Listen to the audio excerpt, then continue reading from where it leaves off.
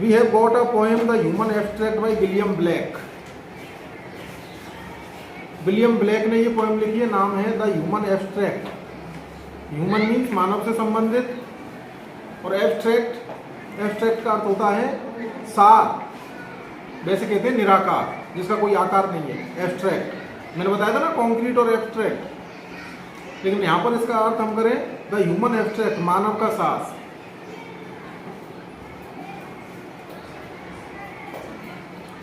Let's start the poem. Pity would be no more if we did not make somebody poor, and mercy no more could be if all were as happy as we. इस stanza में mercy और पिटी दोनों के बारे में बात कर रहा है कि पिटी की उत्पत्ति कैसे होती है और मर्सी की उत्पत्ति कैसे होती है। पिटी करुणा, मर्सी दया, क्षमा। पिटी वुड बी नो मोर, करुणा का कोई भी अस्तित्व नहीं हो, करुणा और अधिक समय तक ना रहे। If we did not make somebody poor, यदि हम किसी व्यक्ति को गरीब ना बनाए, दीनहीन ना बनाए। तो करुणा की उत्पत्ति कैसे हो रही है, पिटी की उत्पत्ति कैसे हो रही है? करुणा की उत्पत्ति उस समय होती है जब इस संसार में गरीब मौजूद होता है, कोई, सभी इक्वल हो जाएं, सभी समान हो जाएं, कोई भी गरीब ना हो, कोई भी दीनहीन ना हो, तो करुणा का भाव भी समाप्त हो जाएगा लोगों के अंदर, क्योंकि फिर करुणा किस पर दिखाएंगे। और यही बात मर्सी के बारे में कह रहा है, क्षमा या दया।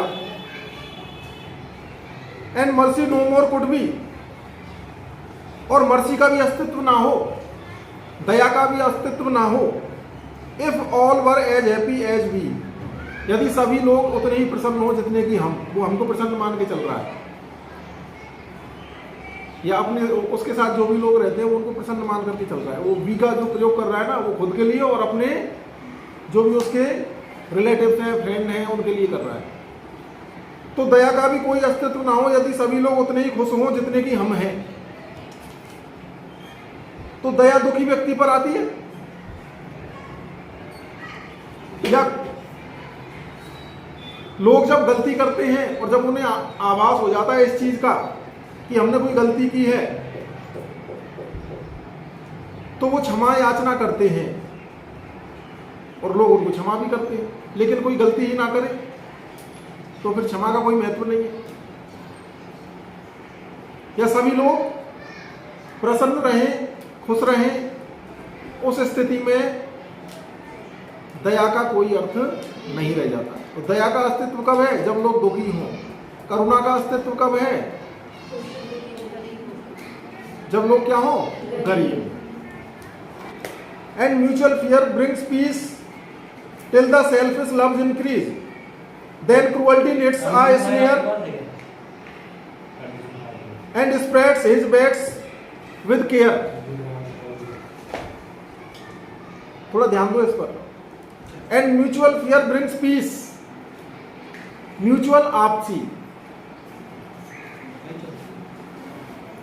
तो लोगों का आपस का जो भय है, एक व्यक्ति का दूसरे व्यक्ति से जो भय है, डर है, वो शांति लेकर के आता है। ब्रिंग्स पीस, ब्रिंग मीन्स होता है लाना। या हम ये भी कह सकते हैं यहां पर ये जो डर है ना, ये ईश्वर का डर है। हमारे अंदर जो ईश्वर का भय है कि यदि हम कोई बुरा काम करेंगे तो ईश्वर देख रहा है और हमें वो पनिशमेंट दे सकता है। तो उस पनिशमेंट की वजह से, उस पनिशमेंट के कारण हम ईश्वर से डरते हैं, और जब डरते हैं तो गलत काम नहीं करते, और गलत काम नहीं करेंगे तो क्या स्थापित रहेगी समाज में? शांति स्थापित रहेगी। म्यूचुअल फियर ब्रिंग्स पीस, भय या डर शांति लेकर के आता है, और स्वभाव से व्यक्ति शांति चाहता है। यह शांति कब तक बनी रहती है? जब तक कि स्वार्थी प्रेम की उत्पत्ति ना हो। जब स्वार्थी प्रेम की उत्पत्ति हो जाती है तो यह शांति भी समाप्त हो जाती है। Till the selfish loves increase, till तक, कब तक? द सेल्फिश लव, स्वार्थी प्रेम इंक्रीज, वृद्धि करता है।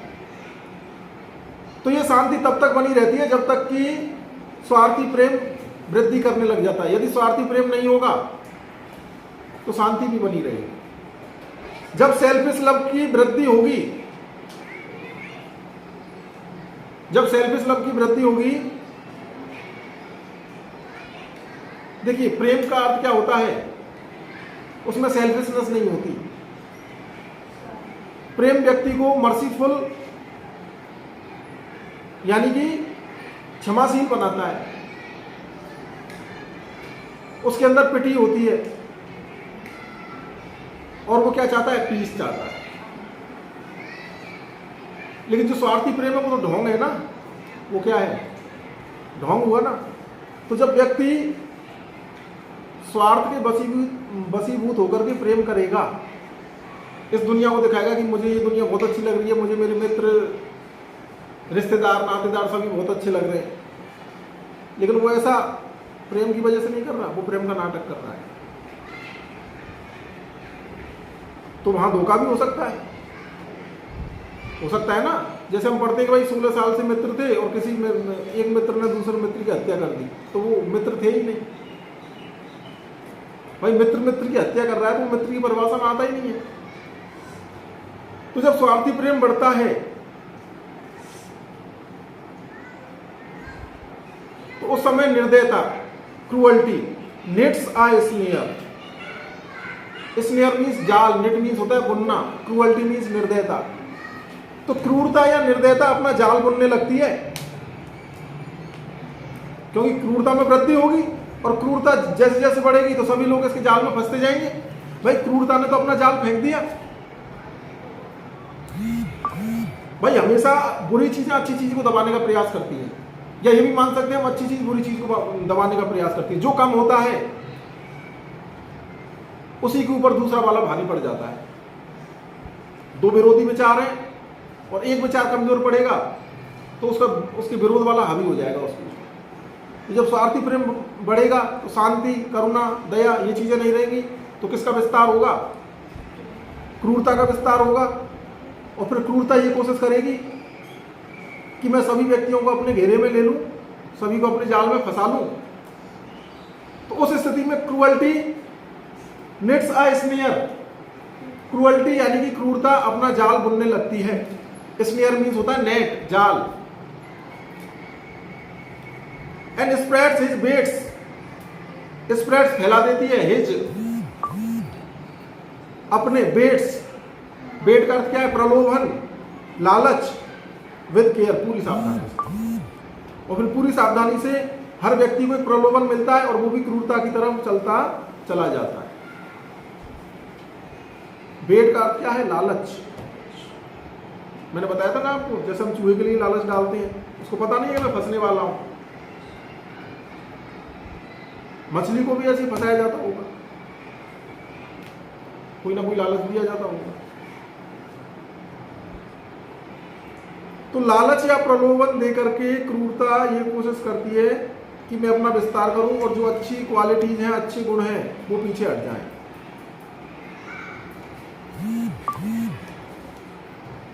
तो ऐसी स्थिति आ जाएगी, क्रूरता का विस्तार हो जाएगा। और जब व्यक्ति को समझ में आएगा कि मैं तो बहुत बुराइयों से घिर चुका हूं,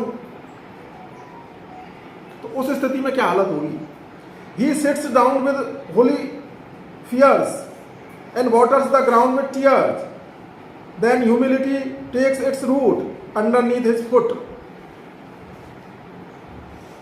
He sits down, व्यक्ति नीचे बैठ जाता है, बेचारा बन जाता है वो उस स्थिति में। with holy fears, पवित्र भय से। व्यक्ति के सामने जब विपरीत परिस्थितियां आती हैं, या हम ये कह सकते हैं बुरा कार्य व्यक्ति को पहले समझ में नहीं आता है, बाद में समझ में आता है। जब उसको पता लगता है तो वह होली फियर्स, पवित्र भय या ईश्वर का भय कह सकते हैं, तो पवित्र भय के कारण नीचे बैठ जाता है, निराशा में बैठ जाता है। नीचे बैठने का अर्थ क्या है, निराशा में बैठ जाता है। He sits down with holy fears and waters the ground with tears, waters the ground, और भूमि को गीला कर देता है, किससे, विद टीयर्स। टीयर्स मीन्स आंसू। तो बहुत आंसू आते हैं, बहुत पछतावा होता है उसको। और उस स्थिति में विनम्रता का जन्म होता है। Then humility takes its root, और तब ह्यूमिलिटी अपनी जड़ें जमा लेती है। Then humility takes its root underneath his foot, उसके पैरों के नीचे। यानी कि उस समय ह्यूमिलिटी अपनी जड़ें जमाती है, टेक्स इट्स रूट। सून, अब ऐसी स्थिति में क्या होगा, व्यक्ति तो असहाय हो गया। यहां पर विनम्रता का अर्थ उसके असहायपन से है ना। एक तो विनम्रता होती है सकारात्मक, लेकिन यहां पर जो ह्यूमिलिटी है उसका अर्थ क्या है, वो असहाय हो गया, वो बेचारा हो गया। कैसा हो गया, बेचारा। सून स्प्रेड्स द डिसमल शेड, और शीघ्र ही डिसमल मीन्स होती है निराशाजनक, शेड मीन्स होती है छाया, यहां पर वातावरण। सून स्प्रेड्स द डिसमल शेड, और शीघ्र ही निराशाजनक वातावरण छा जाता है। किस चीज का, over of mystery over his head, of mystery रहस्य का, ओवर हिज हेड उसके सर के ऊपर। जैसे हम किसी गंदी जगह पर बैठे हों तो मच्छर, मक्खियां, इस तरह की जो गंदगी पसंद जीव हैं वो हमारे आसपास आके घूमने लग जाते हैं ना, ओवर हिज हेड। तो इस तरह का वातावरण बन जाता है उसके सामने, तो उसको तरह तरह के विचार घेरने लगते हैं जो कि नेगेटिव हो सकते हैं। ऑफ मिस्ट्री, मिस्ट्री का जो शब्दार्थ होता है वो होता है रहस्य। ओवर हिज हेड उसके सिर के ऊपर, तो उसको तरह तरह के रहस्य घेर लेते हैं, निराशा का वातावरण छा जाता है। And the caterpillar and fly feed on the mystery, और ये जो रहस्य का वातावरण बनता है, ये जो गंदगी का वातावरण बनता है, वो किसको पसंद होता है, ये किसको खाद पानी देता है, किसको भोजन देता है, कैटरपिलर एंड फ्लाई। कैटरपिलर मक्खियां वगैरह, फ्लाई ये क्या होती हैं, मक्खियां, ये जो कीड़े मकोड़े होते हैं, ये कैटरपिलर एंड फ्लाई। तो कैटरपिलर एंड फ्लाई इस रहस्य के वातावरण से भोजन प्राप्त करते हैं। रहस्य का वातावरण यानी कि जो वातावरण नकारात्मक हो चुका है। तो कैटरपिलर एंड फ्लाई की जो इमेजरी है उससे क्या समझने को मिल रहा है हमें, the man in dismal shade, he doesn't know what to be done and he is at a loss what to do। वो ऐसी स्थिति में होता है कि मैं क्या करूं और क्या ना करूं। तो व्यक्ति को बेचारा देख करके, इस तरह के वातावरण में देख करके, जो कैटरपिलर और फ्लाई है, मक्खियां हैं, मच्छर हैं, जो भी हैं गंदे गंदे जीव, वो उसको घेर लेते हैं, क्योंकि वो तो क्या बन चुका है, अब बेचारा बन चुका है। तो यहां पर ये नेगेटिविटी के प्रतीक है, ये caterpillar and fly. Feed means होता है भोजन प्राप्त करना, फीड मीन्स भोजन प्राप्त करना। फीड ऑन द मिस्ट्री, ये कैटरपिलर एंड फ्लाई, ये कैटरपिलर एंड फ्लाई प्रतीक है, ये सिंबल है। ये किसके सिंबल है, ये नेगेटिविटी के, ठीक है ना। Soon spreads the dismal shade of mystery over his head, and the caterpillar and fly feed on the mystery.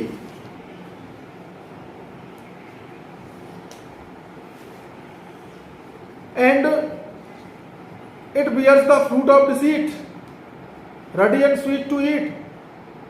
And the raven his nest has made in its thickest shade.